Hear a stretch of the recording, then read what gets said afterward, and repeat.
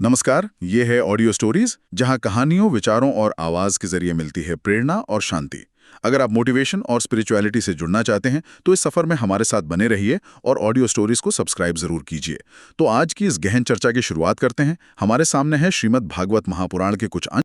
हमने श्रीमद् भागवत महापुराण के शुरुआती हिस्से हैं और आज हम यही समझने की कोशिश करेंगे कि इसकी शुरुआत इतनी जबरदस्त क्यों मानी जाती है। बिल्कुल। मतलब श्रोतों में एक बहुत बड़ा दावा है कि इसका सिर्फ एक श्लोक पढ़ना 18 पुराणों को पढ़ने के बराबर है। ये तो काफी बड़ी बात है। ये बहुत बड़ी बात है और ये दावा सिर्फ कोई आध्यात्मिक अतिशयोक्ति नहीं है। प्रथम स्कंद इसकी वजह को एक कहानी से समझाता है। अच्छा। हाँ, ये हमें उस समय में ले जाता है जब कली युग की शुरुआत हो रही है और देवर्षि नारद वो पूरी पृथ्वी पे घूमकर बहुत उदास हैं। उदास क्यों है? वो तो तीनों लोकों में कहीं भी जा सकते हैं। उन्हें किस बात का दुख है? उन्हें धर्म की हालत देखकर दुख हो रहा है। स्रोत में एक श्लोक है जहां वो कहते हैं, कलिना अधर्म मित्रेण धरेयम बाधिता अधुना। इसका मतलब है कि अधर्म के दोस्त कलियुग ने इस धरती को बहुत बुरी तरह से पीड़ित कर दिया है। वो जहां भी देखते हैं उन्हें बस झूठ, आलस, पाखंड यही सब नजर आता है। और इसी उदासी में भटकते हुए उन्हें यमुना के किनारे एक बहुत अजीब नजारा दिखता है ना? हाँ बिल्कुल। एक जवान औरत है और वो बहुत दुखी बैठी है और उसके पास दो बुजुर्ग लगभग बेहोश पड़े हैं। वो मुश्किल से सांस ले पा रहे हैं और वो स्त्री उनकी सेवा कर रही है और रो रही है। नारद हैरान रह जाते हैं। ये तो किसी पहेली जैसा लग रहा है। और ये है भी। वो स्त्री खुद अपना परिचय देती है। वो कहती है कि वो भक्ति है। भक्ति? हाँ। और वो दो बुजुर्ग वो उसके बेटे हैं, ज्ञान और वैराग्य। अच्छा, तो ये एक सिंबल है, एक प्रतीक है। बिल्कुल, बहुत गहरा प्रतीक है। कलयुग में भक्ति मतलब भावनात्मक श्रद्धा वो तो फिर भी बनी रहती है क्योंकि वो दिल से जुड़ी है, इसीलिए वो जवान है। लेकिन उसके बेटे ज्ञान और वैराग्य वो बूढ़े और कमजोर हो गए हैं। पर ज्ञान और वैराग्य कमजोर क्यों पड़ गए? भक्ति है तो ज्ञान भी तो होना चाहिए। यही तो कलयुग का प्रभाव है। भक्ति तो सरल भावना से भी आ सकती है, लेकिन ज्ञान और वैराग्य को साधना चाहिए, अनुशासन, एकाग्रता। और इसी युग के शोर में वो मुमकिन नहीं है। हाँ, इस भटकाव में इन चीजों को बनाए रखना बहुत मुश्किल हो जाता है। इसीलिए भक्ति अपने बेटों की यह हालत देख के रो रही है।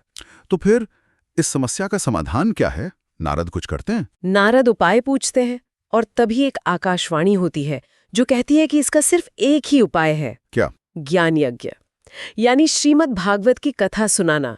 कथा का अमृत ही ज्ञान और वैराग्य में फिर से जान डाल सकता है। ठीक है, तो कथा ही दवा है, लेकिन इस दवा को ग्रहण करने के लिए सबसे सही पात्र कौन होगा?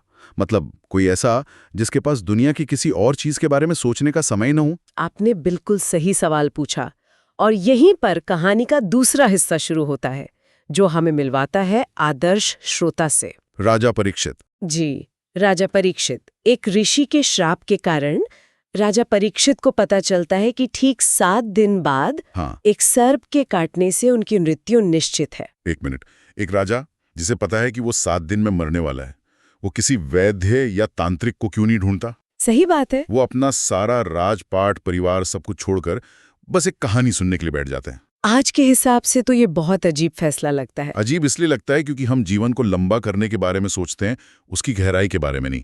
परीक्षित समझ गए थे कि मृत्यु तो आएगी ही। हाँ, कि मृत्यु को टाला नहीं जा सकता पर मुक्ति पाई जा सकती है। उन्होंने सवाल पूछा कि जिस इंसान की मृत्यु तय है उसे अपने बचे हुए समय में क्या करना चाहिए, क्या सुनना चाहिए, किसका ध्यान करना चाहिए।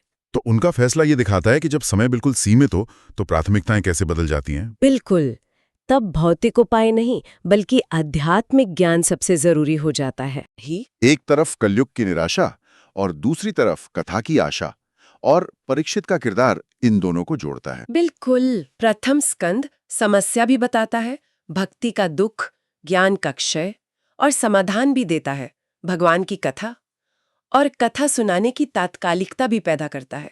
7 दिनों की समय सीमा ये पूरी भागवत कथा सुनने के लिए एक मंच, एक आदर्श मंच तैयार कर देता है। तो ये हमें एक बहुत दिलचस्प जगह पर लाके छोड़ता है। हाँ, और ये हम सबके लिए एक विचार छोड़ जाता है। राजा परीक्षित को तो श्राप मिला था ना, है ना, जिसने उन्हें ये साफ साफ बता दिया कि क्या जरूरी है। हम में से ज्यादातर लोगों को ऐसी कोई 7 दिन की डेडलाइन तो मिलती नहीं, लेकिन हमारा समय भी सीमित है। तो प्रथम स्कंद ये सवाल पूछता है कि बिना किसी श्राप के हम ये कैसे तय करें कि हमें अपना ध्यान और समय किस चीज पर लगाना चाहिए? क्या सुनना और जानना हमारे लिए सबसे ज्यादा मायने? यदि आपको ये कथा पसंद आई तो कृपया चैनल को सब्सक्राइब करें, वीडियो को लाइक करें और अन्य भक्तों के साथ शेयर करें। राधे राधे।